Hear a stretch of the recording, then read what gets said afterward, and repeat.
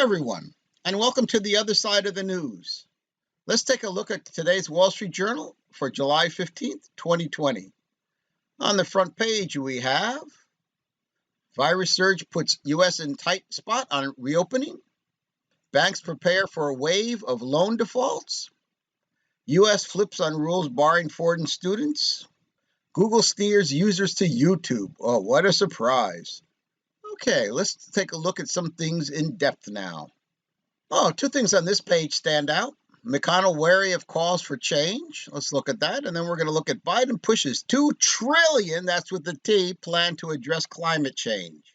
Of all our problems right now, climate change has to be up there and at least the top 150. Oh, there's Democrats are this going to, and also they're going to raise your tax rates to do this, by the way. So everybody's going to be driving electric cars, and you can't drive at night because the sun's not out at night. But we won't worry about that, okay?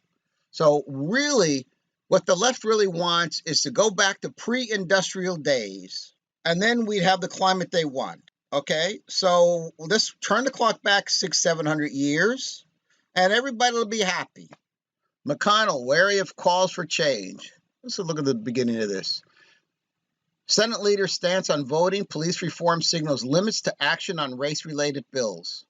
Senator Mitch McConnell said he sees little sign that racial minorities are contending with voter suppression and defended the current role of police in society, signaling limits to how far Republicans will go in response to demands for change, touched off by the killing of George Floyd in the custody of the Minneapolis police. Well, I don't need to read more. He's right. This is ridiculous. So it's a knee-jerk reaction, and the bottom line is the police keep all of us safe, in spite of a few rogues out there. Let's look at Biden's $2 trillion plan to save the planet. Well, if it wasn't for Biden saving the planet, I don't know what we'd do.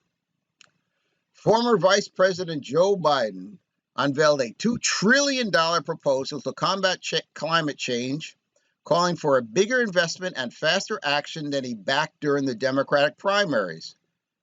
Again, he's going further to the left. Why? Nobody knows. Maybe because he doesn't really want to be president.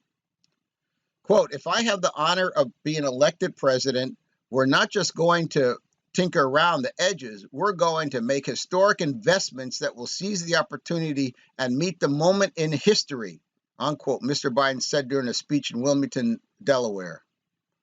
Mr. Biden's program would use climate policy as an economic development tool over a framework of 4 years. Last summer, he proposed spending $1.7 trillion during a decade. The souped-up investment Mr. Biden unveiled Wednesday is part of an economic plan that presumptive Democratic nominee began releasing last week when he announced a $700 billion economic revival program. Now, you understand, all this money's coming from you, the taxpayer. Everybody understand that? The climate plan would attempt to eliminate carbon emissions from the power grid by 2035, put Americans into electric vehicles and zero-emissions mass transit, and rebuild roads, bridges, and other infrastructure. The proposal would devote spending to minority communities and bolster rules to support unions, which the Biden campaign frames as a way to ensure benefits first to poor and working-class people and to communities hurt the most by pollution. Here we are with an economy in crisis, but with an incredible opportunity not to go back where we were before. Oh, by the way, where we were before was the lowest minority unemployment rate we've had in 50 years, but better, stronger, more resilient, more prepared than the challenges that lie ahead. Exactly. Increased taxes on corporations he wants to do from 21 cents to 28%. The economy will tank. Unemployment will be 20%. Oh, my God. How can people vote for this? How? Okay, you've heard enough of that. Moving on. Oh, let's look at this. New virus surge has U.S. other nations in tight spot. Data show vaccine is ready for big trial. New virus surge has U.S. other nations in tight spot. As the world relaxes its lockdown against the coronavirus pandemic, the early results range from fragile success to worsening crisis. Much of East Asia and Europe has suppressed the pandemic's first wave and is fighting to keep infection down to a manageable level. but contagion is still spreading strongly in the U.S., Latin America, and India, among other places, leaving countries with a choice between the economic pain of renewed restrictions or accepting the human toll of mass infections. Okay, we get the picture. Let's take a look at, I want to see this graph. Let's look at this graph a little closer. You know, this is interesting. The paths of contagion, confirmed COVID-19 cases on a 7-day rolling average. EU countries so far have avoided a second wave, whereas the U.S. is grappling with the resurgence. You know, I don't understand why we have such a big difference. The graphs were parallel, then all of a sudden, but I think part of the problem is, again, we're only testing people that think they're sick.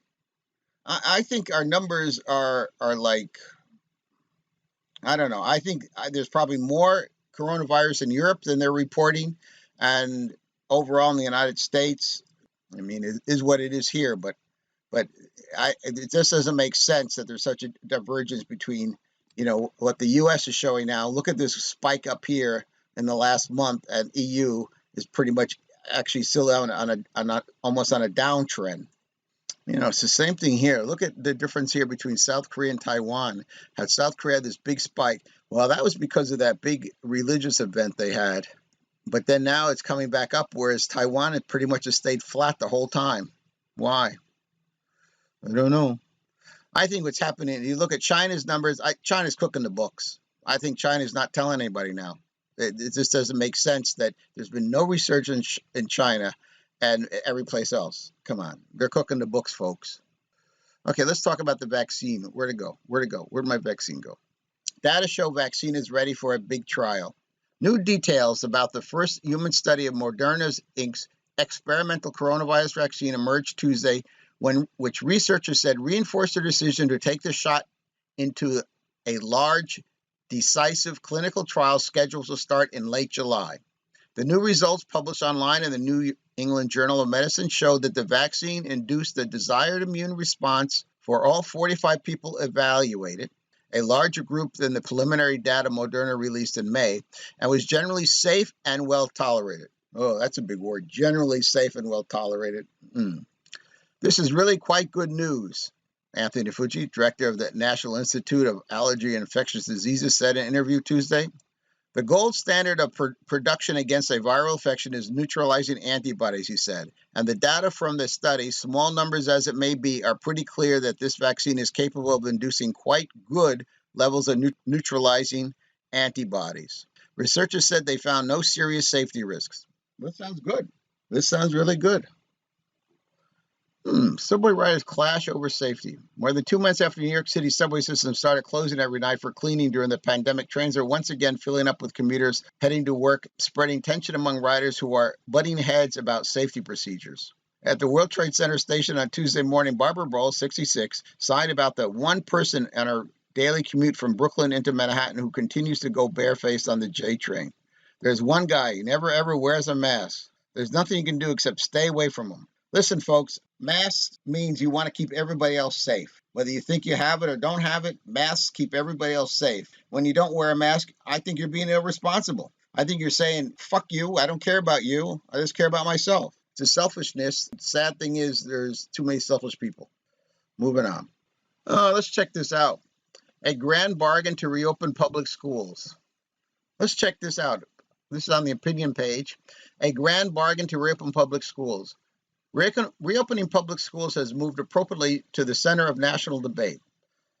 U.S. public education from pre-K through 12th grade is a $680 billion yearly enterprise. Oh, but don't worry, folks. We're going to spend $2 trillion on climate change. Don't worry. Schools don't need that money. It goes to climate change. Involving about 51 million students and more than 6 million teachers and support staff, not to mention tens of millions of parents. If schools don't reopen this fall, students will suffer, parents will face difficult choices, and the economic recovery will be hobbled. But if schools are reopen hastily without adequate preparation, the public health consequences will be dire.